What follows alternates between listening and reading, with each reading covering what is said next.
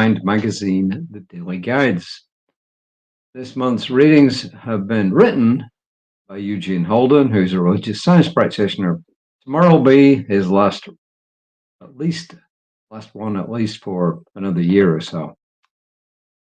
Today he's called it Celebrate. However, the whole thing is really about gratitude. So here it goes. I actually did a 60-second reel, which I published on Creative Life Spiritual Center's Facebook page. That's the summary of it. If you don't want 5 to 10 minutes, then go there. But you will miss some goodies, really. The reel is just an invitation to actually come back to the bigger version, which is here. And here it is. First quote is from Dennis Waitley. Some of you who are older, a little bit older like me, will remember Dennis Waitley as a professional speaker, as a motivational speaker. There are a lot of quotes by him. I read some of his stuff. I didn't realize that he's actually 92 years old. He was born in 1933. He's still going strong. That's pretty good, actually. He says, happiness cannot be traveled to, cannot be owned, earned, worn, or consumed. Happiness is the spiritual experience of living every minute with love, grace, and gratitude. Dennis Waitley.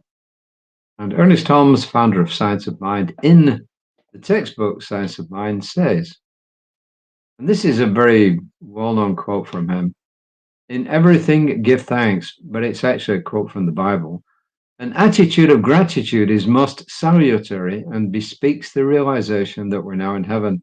An attitude of gratitude is most salutary and bespeaks the realization that we are now in heaven.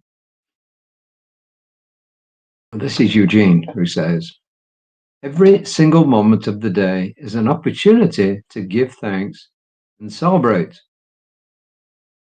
You may ask, what is there to celebrate? Well, you got up this morning. You have the ability to listen to these words. Just the mere act of breathing is enough to celebrate and for which to be grateful. Gratitude is a way of celebrating life. He says, while I don't normally do this, I am going to assume that many of you have a gratitude journal or make a gratitude list daily.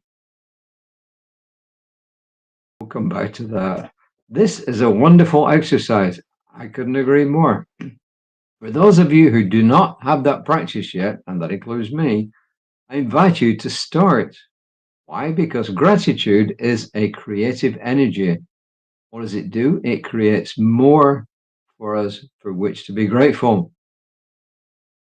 Let's celebrate today, giving thanks for another opportunity to shine our light and give our gifts. Celebrate today as if it were a special holiday and look forward to the gifts life brings you and brings to you each day.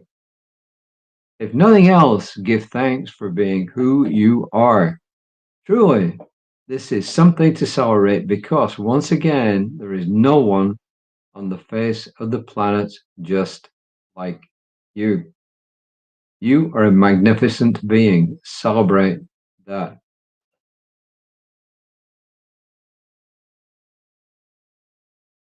It reminds me of a couple of things, actually. One of them is back in November, I think it was, of 2023, in these daily guides, there was a reference to a Zen master, and she lived somewhere in the East, and that's a kind of wacky expression, but she lived somewhere way east of here.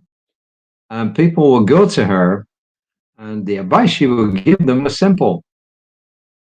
Say, thank you very much. I have no complaint whatsoever. And she would tell them to repeat this often throughout the day. So when they felt like complaining, she'd just say, hey, thank you very much. I have no complaint whatsoever. And a young man came to her, got the advice, went back, started repeating it, but obviously did not truly believe what he was saying, because a year later he went back to her and said, my life hasn't changed. And I'm still saying this every day. And all she said to him was, Thank you very much. I have no complaint whatsoever.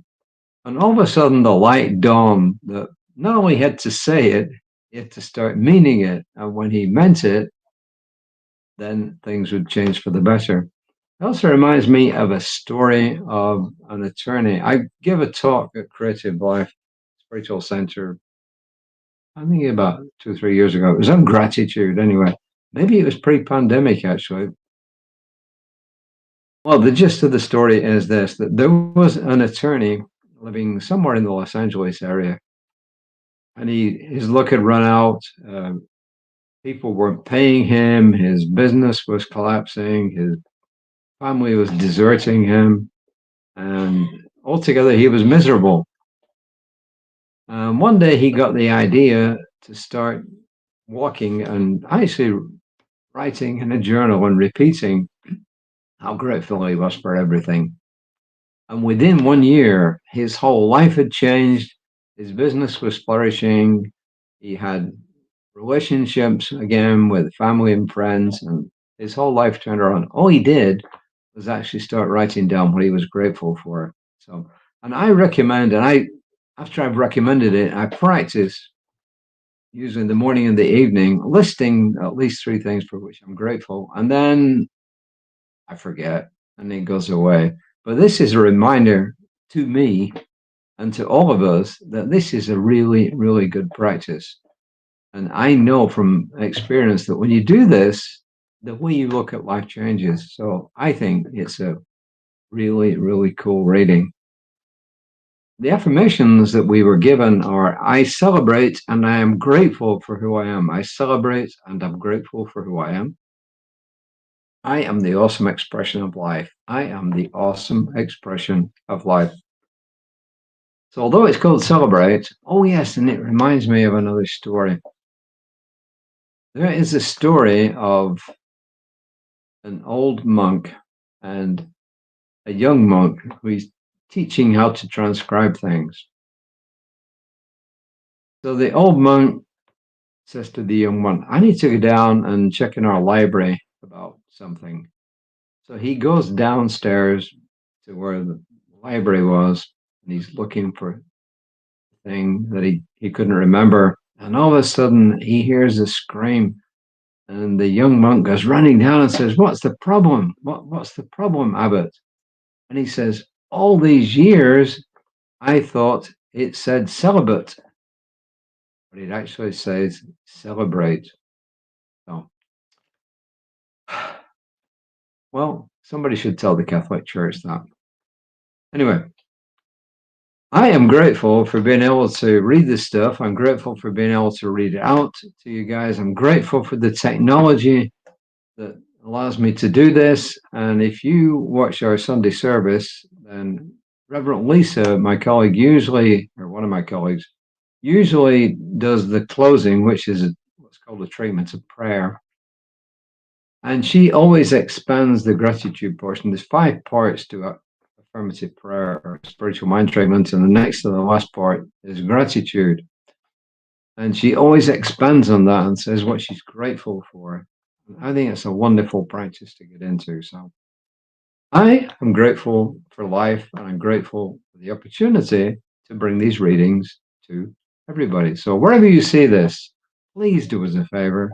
If you like this idea, and who wouldn't like the idea of being grateful, please pass it on, share it, whichever medium you see it on, please repost it, and we will be extremely grateful, and the world will be grateful because you will be doing the world a wonderful favor. So Reverend Lisa will be back tomorrow morning at 9:15. I'll be back tomorrow at 5 o'clock. Keep your fingers crossed, nothing comes in the way, and then